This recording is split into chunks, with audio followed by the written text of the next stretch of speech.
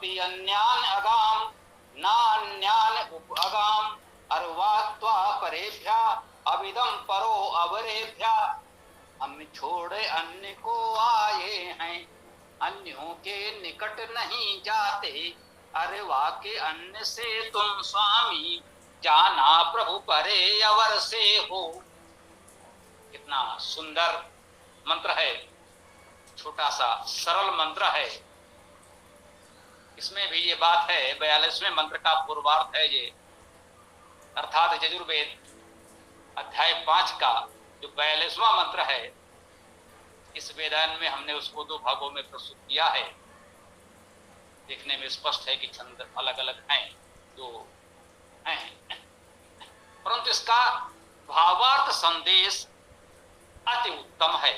मंत्र बहुत सरल सुगम है। शब्दों को समझने में इसलिए कि शब्द अधिकांशतः हमारे परिचित हैं, अर्थ को समझने में भी बहुत सरल है, लेकिन इसके भाव गंभीर संदेश को समझना महत्वपूर्ण है। कोई कठिन नहीं है, महत्वपूर्ण है। ऋषि अगस्त देवता अग्नि, ये पहले से हम लोग जानते हैं, सभी परिचित हैं। अग्रणी होना है, अग्नि का अर्थ है अग, गत्यर्थक धातु है, गतिशील होना, अग्रणी होना। तो ये कहा ही गया है कि हमें औरों से आगे जाना है। तो अति अन्यान अगाम,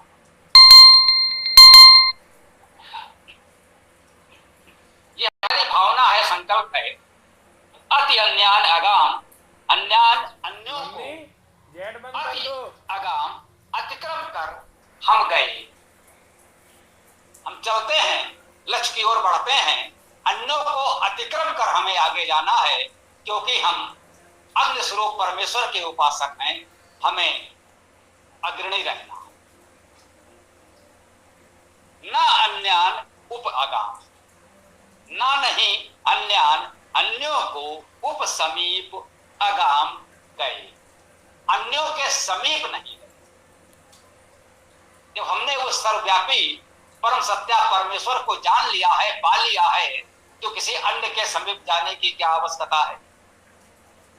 हम उस अग्रणी अग्नि के उपासक हैं, तो किसी अन्य के समीप क्यों जाएंगे। तो अति अन्यान अगाम हम कह रहे हैं, प्रभु हम अन्य सबको अतिक्रम करके आ गए हैं, आपको पा लिया है। ना अन्यान उपागाम, अब किसी अन्य के निकट तो हमें जाना नहीं, किसी अन्य के निकट हम गए नहीं, जाना भी नहीं। अर्वाक त्वा परे, अर्वाक पहले, ये भी अव्यय है, त्वा तुमको, परेभ्या अन्यों से, परायों से। ये पर परा शब्द पराया अभी भी उपयोग हो रहा है। अर्वाक त्वा परेभ्या, पराये लोगों से, अन्य लोगों से पहले तुमको अविदम पा लिया है और जान लिया है, दोनों अर्थ ग्रहण कर सकते हैं। विद का अर्थ जानना, उस परमेश्वर को जान लेना ही पा लेना है। अन्यथा वह तो सर्वव्यापक है, सर्वत्र उत्पन्न है, उसको पाने के लिए अन्य कोई प्रयास करने की कोई आवश्यकता ही नहीं है। वो तो सर्वत्र सर्वत्र व्यापक है, सदा सर्वदा सर्वत्र उपलब्ध है। उसके इस स्वरूप को जान लेना ही उसे पा लेना है, और पाने के लिए कुछ और करने की आवश्यकता तो नहीं है। इस तथ्य को, सत्य को जान लेना है, अनुभव कर लेना है, अपना लेना है, यही उसको पा लेना है। तो अभिदम का अर्थ ये हुआ कि हमने उसे जान लिया है, अर्थात कह सकते हैं पा लिया है। और विद धातु का अर्थ प्राप्त करना होता है। ये विद धातु जो है, एक अर्थ जानने का है, एक दूसरी विद धातु भी है जिसका अर्थ पाना। तो उस रूप में भी हम कह सकते हैं, यहाँ दोनों विद धातु में ग्रहण कर लें तो हमने उसे जान लिया है और पा लिया है। अभिदम में दोनों अर्थ ग्रहण कर सकते हैं। जैसा कि हम निवेदन कर रहे हैं कि बहुत सूक्ष्म व्याकरण में हम नहीं ले जाते कि कोई कहे कि यहाँ पर ये विद लाभे जो इसका प्रयोग यहाँ पर होगा कि नहीं होगा। भाई जिनको लगता है नहीं होगा वो ना करें, जान लिया है यही पर्याप्त है। जिनको लगता है कि वह धातु भी ग्रहण की जा सकती है तो अवश्य ग्रहण कर लें, जान लिया है तो पा लिया है, इसमें कहीं कोई समस्या नहीं होनी चाहिए। क्योंकि हम शास्त्रार्थ के लिए आपको तैयार नहीं कर रहे हैं, वेद का विद्यार्थी बना रहे हैं। हमें वेद को जानना है, समझना है, अपने लिए, किसी से विवाद करने के लिए नहीं। तो अभिदम परो अवरे, जो अवर है, प्री धातु है वर्ण करना, वर जो है जिसे वर्ण किया जाए, और जिसे वर्ण किया जाए उस वर का अर्थ श्रेष्ठ भी होता है। वर का भावार्थ श्रेष्ठ है। शब्दार्थ क्या है? जिसका वर्ण किया जाए वो वर। तो वर्ण हम उसी का करेंगे जो श्रेष्ठ होगा, जो श्रेष्ठ नहीं होगा उसका वर्ण तो करेंगे नहीं।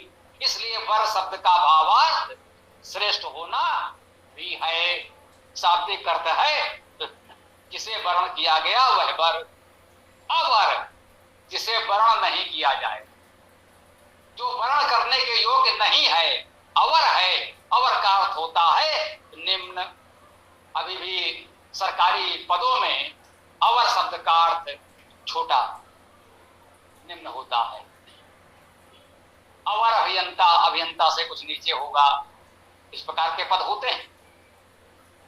तो अविदम परो अवरेभ्या, जो अवर हैं, जो अवर्णीय हैं, जो वर्ण योग्य नहीं हैं, जो इतने श्रेष्ठ नहीं हैं, कुछ निम्न हैं, उनसे परे जाकर उसको प्राप्त कर लिया है जो सर्वश्रेष्ठ है, सर्वव्यापक है, जो अग्नि स्वरूप परमात्मा है। हमने उसको जान लिया है, पा लिया है। इतना सुंदर अर्थ भाव इस छोटे से सरल से मंत्र का है। प्रेरणा